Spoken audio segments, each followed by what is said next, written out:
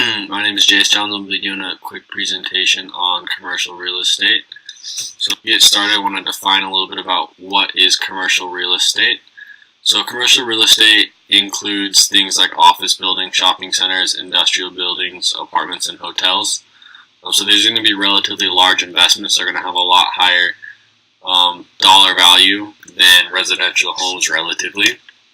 And a lot of these developments, or a lot of these properties begin as developments, and their value increases exponentially with development. So as these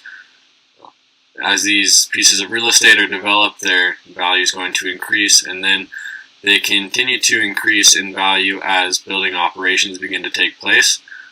That can also, however, decline in time, and it can require redevelopment. So these are investments that can become outdated with time, and so there's often a need to redevelop and develop new commercial property.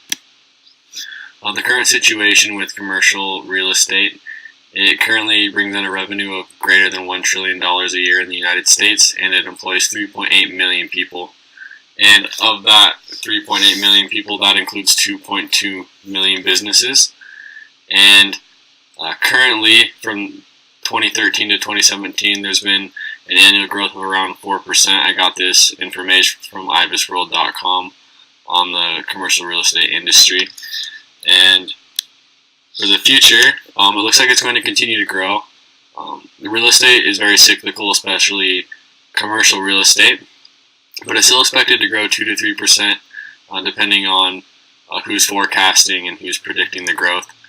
So it will be slowing moderately based off of most reports. But one thing that was interesting, another insight that I found, is that the industrial commercial properties are going to be receiving the biggest increase. So they're going to be the greatest opportunity for growth. They're going to fill the most vacancies if you're renting out industrial space. That was around 5% for most of the reports I looked at. Apartments and retail are going to be more around 2%, so they're going to be a lot slower. And then office is going to be close to them as well. It's going to be around 3%. Again, this is a very cyclical industry, so there's going to be highs and there's going to be lows. We've been riding a pretty good upward trend as far as the value of commercial properties and their prices. It doesn't look like that's going to be coming down anytime relatively soon, but again, we can't really predict the market, so it looks like it's going to be a great future for commercial real estate in the years to come. I hope this answered any questions that any of you have. Thanks.